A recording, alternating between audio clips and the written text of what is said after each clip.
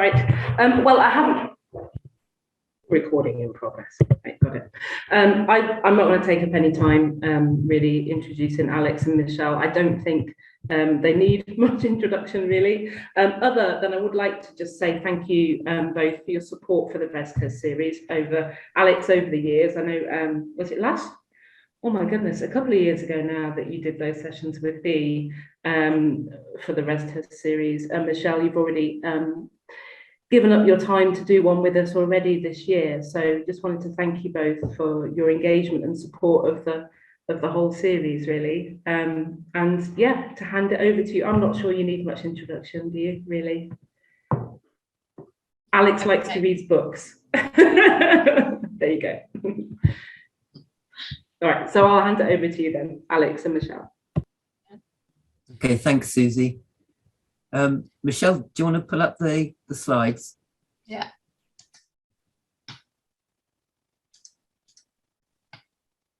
Can you see those okay? I can.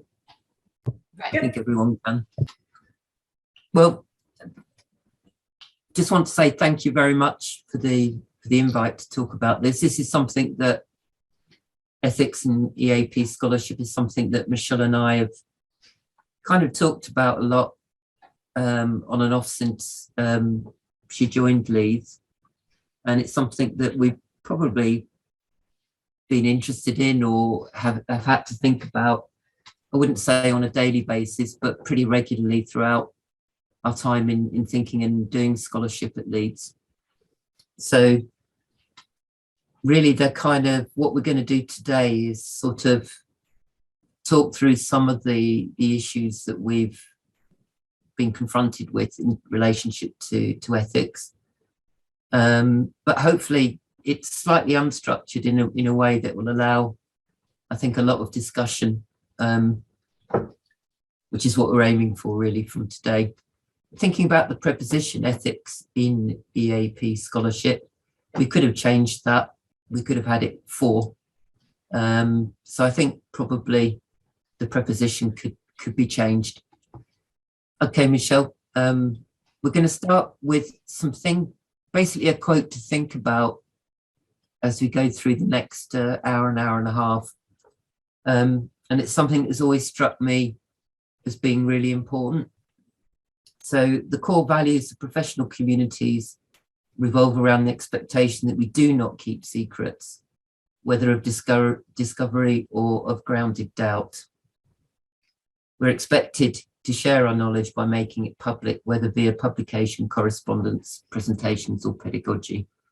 And I think that's always been in the back of my mind about the kind of one of the ethical imperatives involved in scholarship, that we don't keep secrets, that we don't keep our knowledge to ourselves. This generates lots of problems, as we'll see later, about opportunities to not keep secrets, to go public and so on. But I think that underpins a lot of my thoughts around my own writing, my own reasons for doing scholarship. So that's something maybe we'd like to think about as we go through today's session. Okay, Michelle. So when we were thinking about the plan for this, we thought it would be a good opportunity to make sure we plan in some discussion time, and we're asking you to start with small group discussions about your ideas around the ethics of scholarship in EAP. And we can come back together and perhaps collect some of your thoughts on maybe some key questions that we've prepared, but you might have other conversations as well. So we'd like to start there with some key questions that we think might be important, and then move on to look at issues around access to scholarship. Alex will be talking a bit about that. Also an opportunity to share some ethical guidelines, some of the issues that Alex mentioned, and a chance to share some suggestions, and another opportunity for you to get together and to talk about any issues that you've faced, and pull together ideas or suggestions and kind of support networks towards the end. So the first set of questions that we thought might be a good starter are here, and we thought perhaps you could spend 15 minutes together, perhaps maybe five people in each group, 4 or 5. So for you, do you feel as though EAP has an ethical or a moral basis? What do you think of the purposes of undertaking scholarship and research, and how do these two things inform any values or principles of scholarship?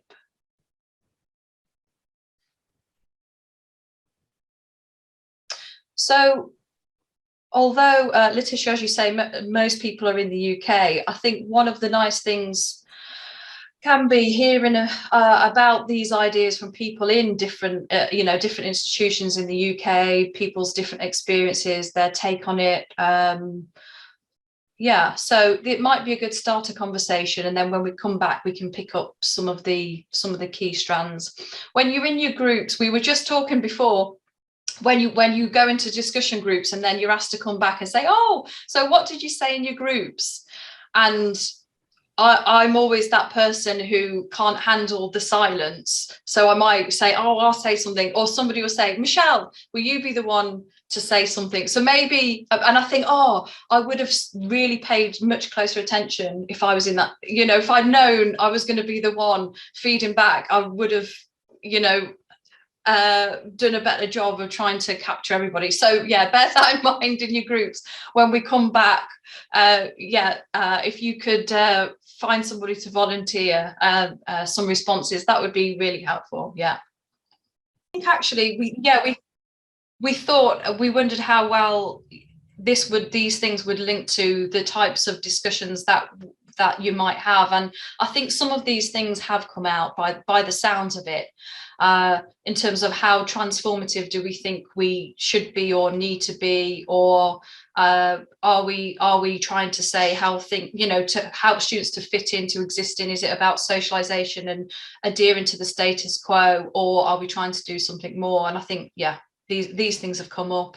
The social ends maybe for students, what they're trying to achieve to help them to take the next step they need to take. But in our group, we also had a conversation about kind of bigger concerns that we might be feel a bit distanced from, and a bit of a bubble. For example, the use of English in different countries around the world, and the role that we're playing in that, and how much do we really spend time talking about that, what role we're playing there.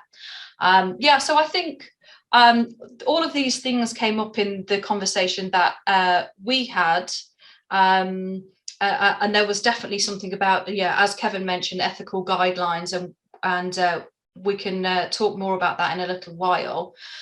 In terms of the purposes,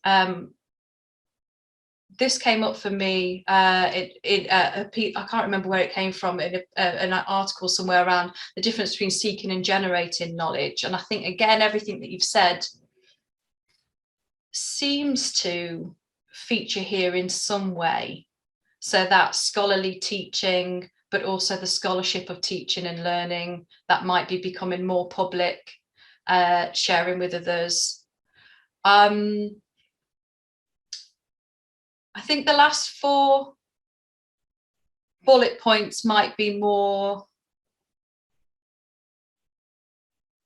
about the realities of how we function and exist in higher education around promotions, more maybe strategic endeavours. And the last one, Rob's here, Rob Playfair, you might remember saying that, Rob, in the first resTES on writing for publication. We said, what's the motivations for writing for publication? And Rob said, stick it to the man.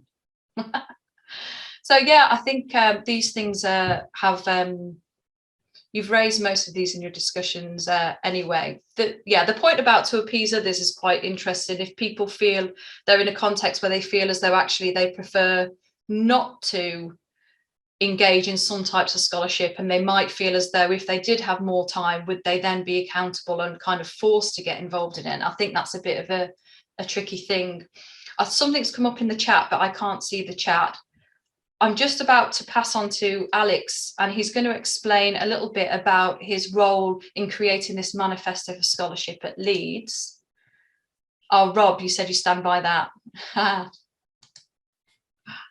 Okay. So yeah, Alex. Yeah, I just wanted to say just a few things about why I wrote this manifesto, but I also wrote it in collaboration with B and about 6 or 7 other people on the Language Scholar at the time. The reason why, one of the reasons why I wrote a manifesto and proposed it to the others was, to speak very frankly, a lot of the conversations I was having with colleagues was around pinning down scholarship, giving it a definition, giving it a structure and shape. And of course, those things are really necessary. But what I felt was that the ways in which the conversations were pursued, if you like, often meant that there was a narrowing and a simplification of what scholarship could be. So you'd end up with a kind of administrative style document that kind of says what is and what isn't scholarship. And I thought that in a way that was losing the essence of what scholarship could be. And I felt it was important to maintain a degree of complexity and diversity around scholarship, rather than it becoming something extremely performative and easy to understand, but not very imaginative. So I started thinking about what would be the basis of scholarship, what would generate a kind of nebulous, but nonetheless a structure around it. And what came to mind was particularly that scholarship is governed and driven by ethics. That this was my primary concern, was to frame all of our scholarship at Leeds around considerations of ethics. And it included here some things, humility, fallibility, care, curiosity, inclusiveness, and truthfulness. Some of this was governed by some of my previous experience of scholarship and research, where there was considerable lack of humility, occasionally, very strong opinions expressed without much basis. The idea that what we say is fallible and open to critique by the community seemed important to me. The idea of care in all senses of the word, care about the projects we undertake, care about the people who are involved in it, and care about how we present the results or the implications from that. Inclusiveness of really understanding that all practitioners are perhaps at different stages of their scholarship careers, if you like, and in order to encourage people to engage with that, whatever stage they might be. And something that often's forgotten is there is an ethics of truthfulness. We have, going back to that leitmotif at the beginning about making our concerns or our doubts public, we have an obligation to speak the truth, I think, and that might take us in some very unusual or unexpected directions in our own scholarship. The second paragraph is really about the ways in which scholarship can engage with teaching and learning and having an impact on the world, which is what differentiates scholarship from research. In my mind, is research is often about something, so it has an object of study, whereas I think scholarship is for a reason, so that reason has to be an ethical one. And that, for me, distinguishes the field of EAP from practitioners and researchers often. So it needs to be inclusive of all people, their own experiences and the challenges they face in their own context, It needs to embrace people with different ideological commitments, so it comes out in public, we can debate these. That seemed to be really important to me. Something that often gets violently contested is this ethics of rigor. And I think whatever kind of methodology or approach that's adopted, I think one of the things that often comes to mind with people is that somehow scholarship is less rigorous, it's more personal, it's more reflective, it's smaller scale, or all of these kind of criticisms that come about. But actually, those kind of things don't preclude rigor. And I think thinking things through, doing the necessary reading, all of these kind of things should be at the forefront of what we do. So whatever approach we take, we have to pursue it in the ways that are intellectually rigorous. And I think sometimes that gets lost in scholarship a bit. So that was kind of the reason for doing that. So I think at Leeds, I've tried to, not entirely successfully, but to have that kind of ethical underpinning of why we do scholarship, how we do it, and the kinds of challenges that entails. Michelle, could I have the next slide, please? Yeah, you could. But of course, this is something that we discuss amongst ourselves in the profession a lot, across institutionally and also within institutions. The question of unequal opportunities. We know that the field, depending on your director, depending on the location, depending on your contractual status, all of these things, whether we are considered to be more or less an academic field, a support service, or somewhere in between. Often people more powerful in the university with more symbolic capital can tell us and define who we are. We have different ways of allowing people or not allowing people to do scholarships. Some of it we discussed with Will and Rob, where there are caveats to doing scholarships, such as alignment with centre needs or institutional values, which is a way of censoring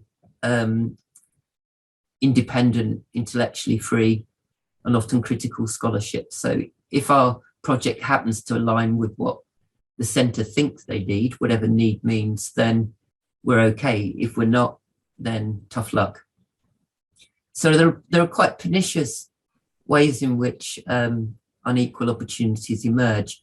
And it's something also that Bea and I have spoken about in the context of Leeds, is that often as well, there can be peer pressure not to do scholarship. You can be seen as being a bit above your station or a bit uncool, or, you know, the kind of overtly cynical attitudes that also exist within EAP, where it's kind of forgotten, or there is an assumption it's just a buying into that discourse of it being a cash cow. You know, we're just dealing with bourgeois international students, so, you know, what's the point in investing in all of that? So sometimes it, you know, the unequal opportunities come through quite strong peer opposition, but also the kind of capitals that are up for grabs within EAP are quite diverse. And a kind of traditional system of EAP, you can go quite far on management without having any requisite scholarship. So often the idea of scholarship is a challenge to the orthodoxies in centres where capital is accrued through time, through developing a particular specialism, you know, but not necessarily being able to express that through scholarship. So there are a number of ways in which certain people in the field are disadvantaged, or have, in our case at least, some significant advantages over colleagues who won't have the same time or support. So for me, that's an issue that the profession, as a part of its ethical grounding, has to address at some point, I think. That's it, Michelle, for me. Yeah. So we'll move on from here, but I was just thinking there might be people who they might want to say something about some of the things that Alex has just said, or they might have some questions. And in terms of timing, perhaps if we carry on, but at the end, if there are any of you who would like to stay and comment or get involved in more of a conversation around some of these things, then I think that would be fine. But perhaps we'll carry on just for now, to try to keep to time that people have given for this event. So this has been added. It's from the British Educational Research Association as one example of a set of ethical guidelines. And it kind of is there to maybe inform part of your next group discussions around what sort of ethical guidelines have you used or are you encouraged to use, if at all. Do you have kind of institutional levels or faculty or school level, and kind of how useful or helpful you find them? One of the conversations Alex and I had at the beginning was actually maybe what might be more useful for people is to have an account, maybe a summary or an account where people have engaged in scholarship and it hasn't always gone to plan, and these tricky issues and complex matters that they've faced sometimes might be more meaningful or useful than a kind of set of kind of strict guidelines. I will say this example here, I could share the PowerPoint slides and it takes you to the online version. What is quite nice about this version is they have stuff around social media and using people's online information, and they have some case studies that if you are working with ethical issues with students, some of the case studies are quite nice to use. They lead to some nice discussion. So some of the issues that Alex and I pulled together are bullet pointed here, and we thought we might talk to some of these points, and then if you could carry on with this discussion in your groups, that would be great, and see how you relate to them. To pick some of these out in terms of collaboration, one of the conversations Alex and I have had is around, working with people who are invested in some way in what you're interested in doing. That can be, a direct collaboration, somebody else who's interested in exploring what you're interested in, but also maybe, ensuring there's not a situation, perhaps people might be interested in working with students or looking at the program or module that you've designed, and making sure that you're in some way involved or at least aware. But also we spoke about this can be quite complex and can be based on lots of factors, who the people are involved, what the relationships are like, how engaged they are in scholarship, their attitudes towards scholarship. Can all these kind of more tricky, messier factors can play a role in how collaborative things can be in different situations. I think, Alex, you're going to talk about unequal relationships, but before that, one around the bottom one about positive reporting and understating complexities. For me, when I wrote this, I was thinking about examples where there might be an evaluation of some intervention, something's happened, it's been tried out, and it's been evaluated and disseminated, and the results show this particular intervention has been so effective, it's great, everybody else should do this. But actually it turns out the intervention was great for about half of the class, and the other half maybe really struggled with it, they maybe didn't manage to submit it. But the half that were selected and the half that were reported on, it was really helpful for them. So those sorts of examples around positive reporting, that's what I had in my mind, but that can take on lots of different forms. Yeah. Alex, do you want to share some of your thoughts? Just a couple. the unequal relationships and coercion is something that you can see between colleagues and between colleagues and students, where there is a kind of often an implicit demand to participate in scholarship, either as a colleague or as a subject of that scholarship. And I have seen in the past tutors who haven't explained the ethics of the project properly to the students. They've skirted over it and kind of coerced or hoodwinked students into providing data without fully explaining the project, the time commitment, or to what ends the data will be used.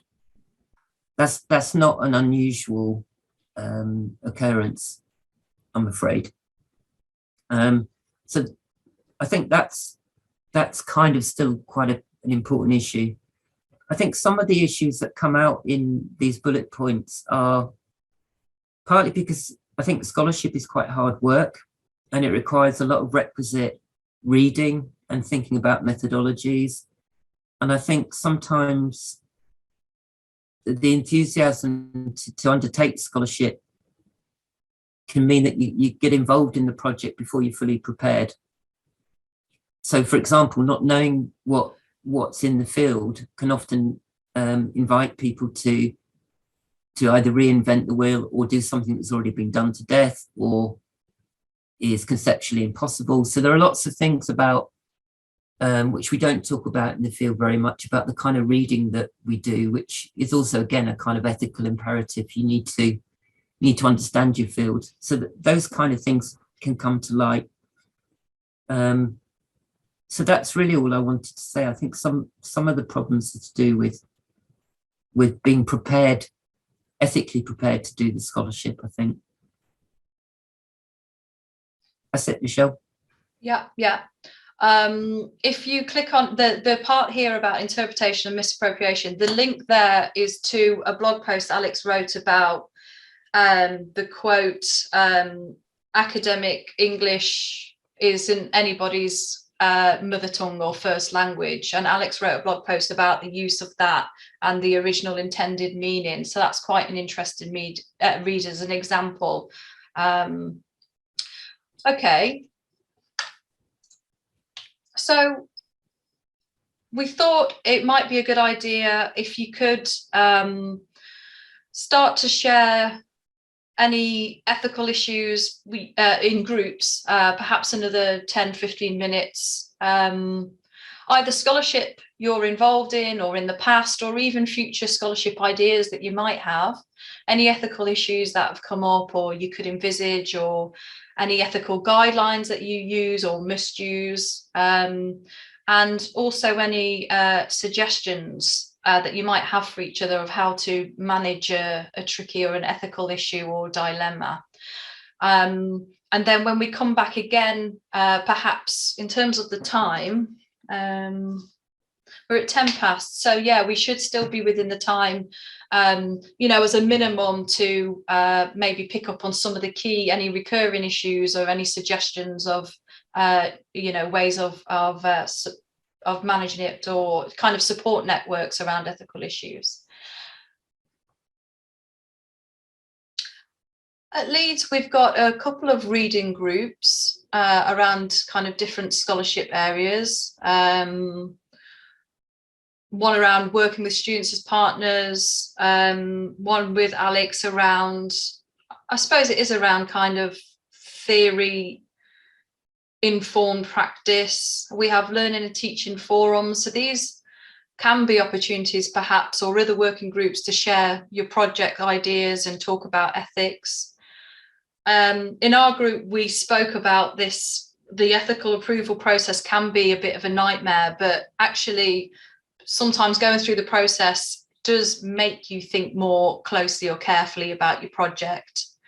And it may not just be a tick box exercise, but that might, some people say their ethical approval process is quite tricky.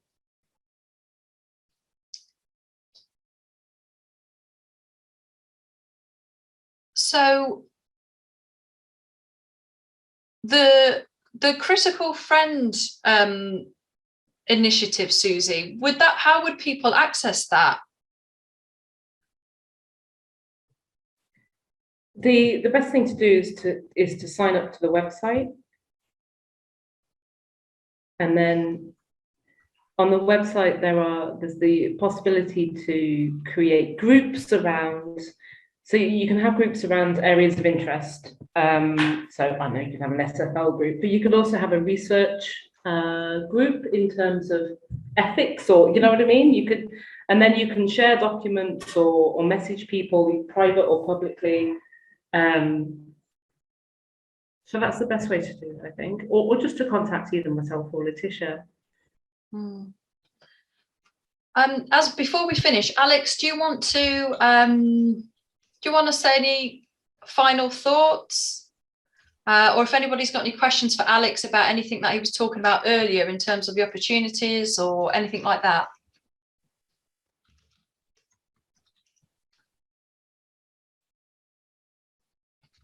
Sorry, I just wanted to say helpful suggestions. I learned quite a great deal from participating with the research of others and responding to the calls that are shared on Baleap. I try to do it religiously, and I try to read carefully the forms and how the questions are structured.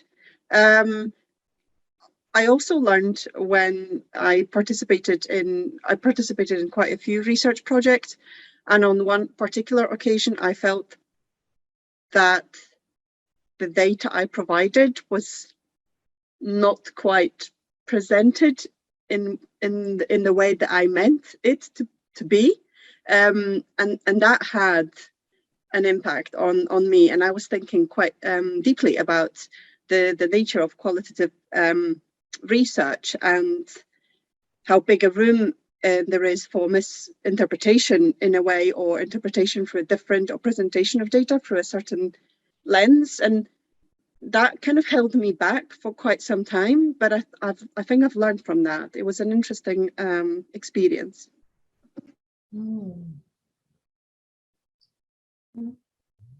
I had a similar experience, Iwana, recently, but in a positive sense, in that after I had the interview, it was for somebody's master's, I think they were doing.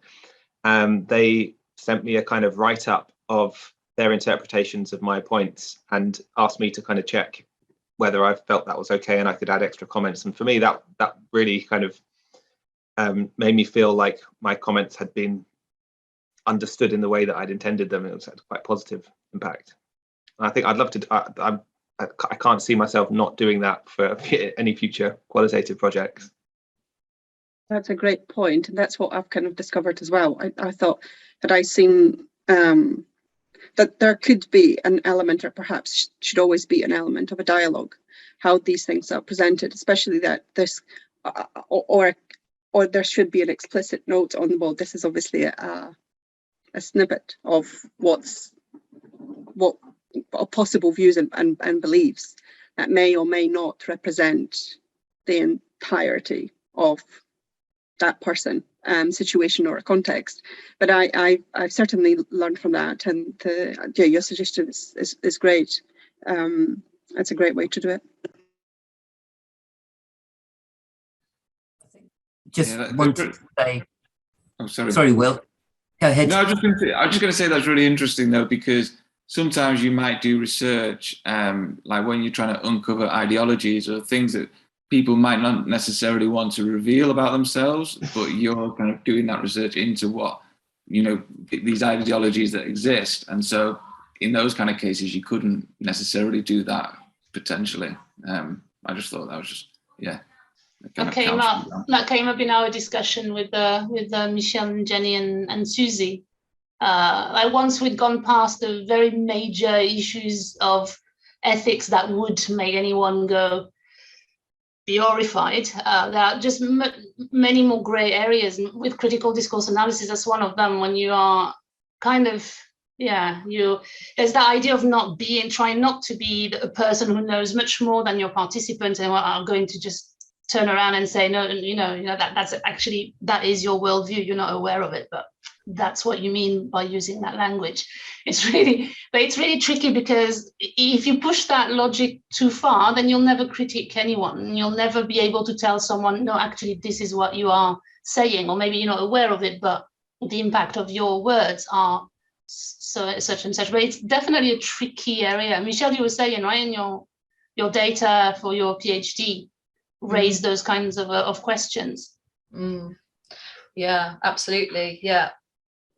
Yeah, it is quite tricky. I totally agree. I'm just wondering, if we do research, I am not a non-native speaker. If we do research and I say things, to what extent, I say what I say reveals my ideology, and to what extent it reveals my level of English, or the word that I could access there and then, could be a bit problematic. And also, when we do research with international students and we interview them in English, and then we take their words, I don't know. And I think as long as it sits with the researcher and there is a consideration for it, I think that's good. That's a good. I certainly saw that as a lesson. That was an interesting experience. It was just one out of many really positive experiences, but this one particular one, I felt I saw things printed, and I didn't feel it was accurate. But it's a lesson. So what happened with that? Did you go back and say, I don't really agree, and what was the outcome? Yeah, so I think it was first a presentation that I saw. It was a presentation on that project, and then I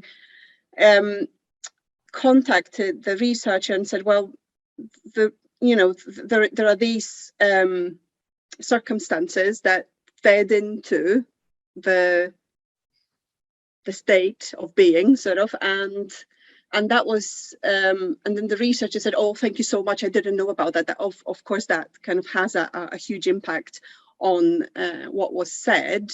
But in the end, I think in the written paper, I don't know, it didn't necessarily reflect that the comments that I've made afterwards. I don't know, and it did make me feel, well, I'm just not going to do it anymore. The initial reaction was, I'm just not going to bother anymore. In that case, what's the point? If it's a survey, I would just do click, click, click, and it's done.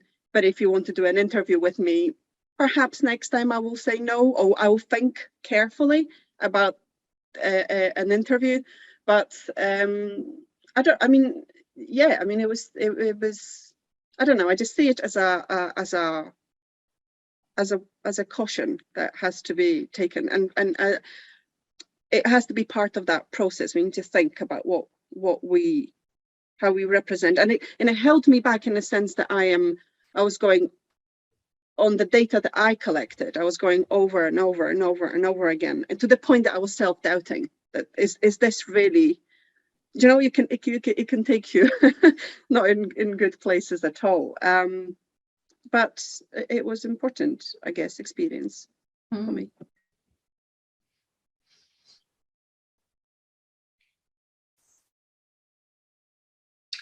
Alex, were you going to say something before?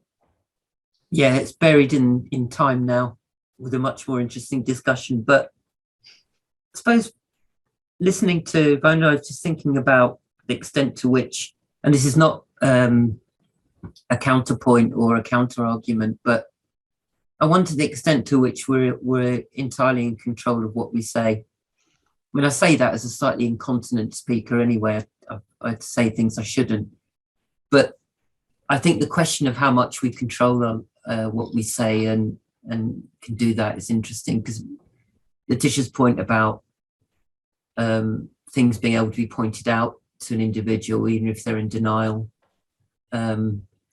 is delicate. But I think there are ways in which the authenticity of what's being reported doesn't necessarily reside in the person who speaks. It's a difficult relationship, I think. The other thing I was going to thinking about, because was one of the ethics for doing scholarship for me is I feel like the field is defined for us, in a sense that we come into a field EAP that's already existing with its luminaries, with its organizations and all of that. And the ethical kind of part of scholarship is in a sense a desire to redefine or shift the field. So when we're unhappy with how things are, part of the motivation is not necessarily to win, you know, the kind of, well, EAP world I'd like to see probably will never exist, but the scholarship can kind of shift it in directions where in the ideational domain, it starts to have impact on other people slowly. So I think we've got a choice. Either we accept that others will define it for us, or we participate in trying to make it what we think it should be. And to me, that's really one of the fundamentals of what we do.